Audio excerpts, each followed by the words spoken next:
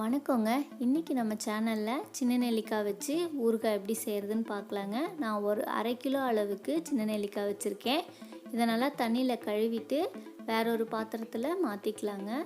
இதுக்கப்புறமா ஒரு 1/4 கை அளவுக்கு கல்லுப்புங்க போட்டு இதை நல்லா மிக்ஸ் பண்ணி விட்டுறலாங்க. இப்போ இதை நெல்லிக்காய் முழுகிற அளவுக்கு தண்ணி ஊற்றி இதை நல்லா ஒரு 8 மணி நேரம் நல்லா ஊற வச்சிடலாங்க. இந்த 8 மணி நேரத்தில் ஒரு 3 மணி நேரத்துக்கு ஒரு தடவை இந்த நெல்லிக்காய் எடுத்து நல்லா எல்லா பக்கமும் மிக்ஸ் ஆகிற மாதிரி நல்லா இதை மிக்ஸ் பண்ணி விட்டுறலாங்க.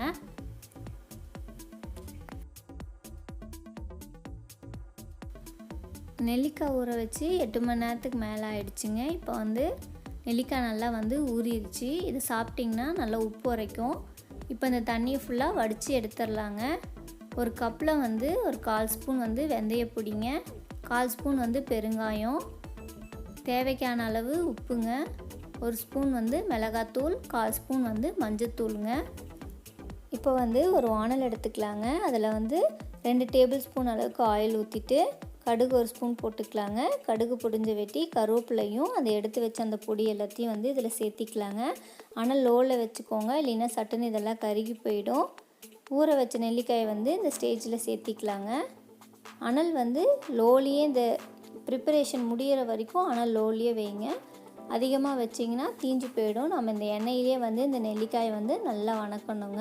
இந்த நெல்லிக்காயோட ஸ்கின்னு நல்லா சாஃப்ட் ஆகணும். அது வரைக்கும் இந்த நெல்லிக்காய் லோ ஃப்ளேம்லேயே வணக்கிக்கலாங்க. ஒரு நிமிஷம் இதை நல்லா வணக்கினதுக்கு அப்புறமா இதை மூடி போட்டு வச்சிடலாங்க. மூடி போட்டு வணக்கிறப்ப சீக்கிரமாகவே அது வெந்துடும். ஸோ 2 நிமிஷம் கழித்து ஓப்பன் பண்ணி பார்த்து மிக்ஸ் பண்ணிவிட்டு திருப்பி நம்ம மூடி வச்சிடலாங்க. இது மாதிரி 2 to 3 டைம்ஸ் செஞ்சிங்கன்னா சீக்கிரத்தில் 5 to 10 நிமிஷத்தில் இந்த நெல்லிக்காய் ஊறுகாய் ரெடி ஆகிடுங்க. ஸோ புளிப்பு டேஸ்ட் பிடிச்சவங்களுக்கு கண்டிப்பாக இந்த ப்ரிப்பரேஷன் பிடிக்கும்.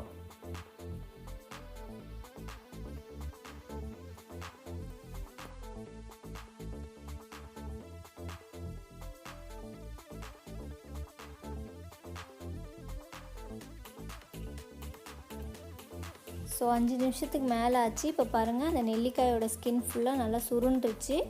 இதை சூடாக சாப்பிட்றத விட நல்லா ஆறெண்ணெய் வெட்டி சாப்பிட்டிங்கன்னா ரொம்ப நல்லாயிருக்கும். ஸோ அவ்வளோதாங்க, ஃபினிஷ் ஆகிடுச்சு. கண்டிப்பாக நீங்களும் இதை வீட்டில் ட்ரை பண்ணி பாருங்கள்.